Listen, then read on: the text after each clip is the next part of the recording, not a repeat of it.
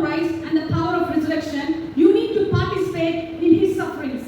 நீங்கள் கிறிஸ்துவையும் அவர் உயிர்த்தெழுதலின் வல்லமையையும் அறிந்து கொள்ள வேண்டும் என்றால் அவர் பாடுகளுக்கு நீங்கள் உடன் பங்காளிகளாய் இருக்க வேண்டும். His sufferings include shame, stress, blackness, it includes affliction, mocking, etc. அவருடைய பாடுகள் அநேகவற்றை உள்ளடக்கியது. அநேக இடங்களில் இல்லாமைகள், அநேகரால் பழித்து பேசப்பட்டு குற்றம் சாட்டப்பட்டு அநேக சரீர பாடுகளுக்குள்ளாய் கடந்து போனார். Every believer must go through all this. ஒவ்வொரு விசுவாசிகளும் இப்படிப்பட்டதான பாடுகளுக்குள்ளே கடந்து போக வேண்டும். You need to participate in his sufferings first. முதலாவது நீங்கள் அவருடைய பாடுகளிலே பங்கடைய வேண்டும். You cannot understand the power of resurrection bypassing crucifixion and the sufferings of this world.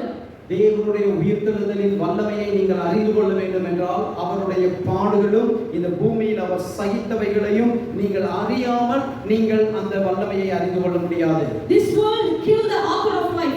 இந்த பூமியானது, இந்த உலகமானது ஜீவன்களுக்கு அதிபதியானவரை கொன்று போட்டது. You can see this in Acts 3:15. The world killed the author of life, whom God raised from the dead, of which we are witnesses. அப்போஸ்தலர் 3:15 தெளிவாய் சொல்கிறது, அவர் ஜீவன்களுக்கு அதிபதியானவர்களை கொன்று போட்டார்கள், அவரை உயிரோடு எழுப்பினதை கண்டதற்கு நாங்கள் சாட்சிகள் என்று. The same God who raised Christ, he will raise you and me. இயேசுவை உயிரோடு எழுப்பின அதே தேவன், அதே வல்லமை உங்களையும் எழுப்புவதற்கு அது உண்மை உள்ளதாய் இருக்கிறது. And this message may be foolishness to you.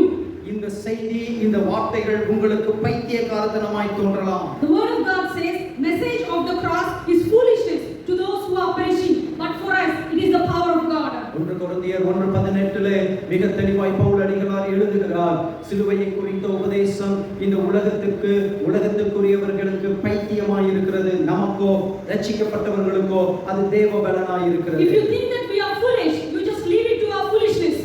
இந்த செய்தியை ஏற்றுக்கொள்ள முடியாதபடிக்கு நீங்கள் இருப்பீர்களே என்றால் எங்களுடைய அறியாமைக்கு, எங்களுடைய பைத்தியத்தனத்திற்கு விட்டு விடுங்கள். எங்களுடைய பைத்தியத்துக்கு விட்டு கொடுங்க. மா புத்திஹீனத்துக்கு மம்மல்ని వదిలేయండి.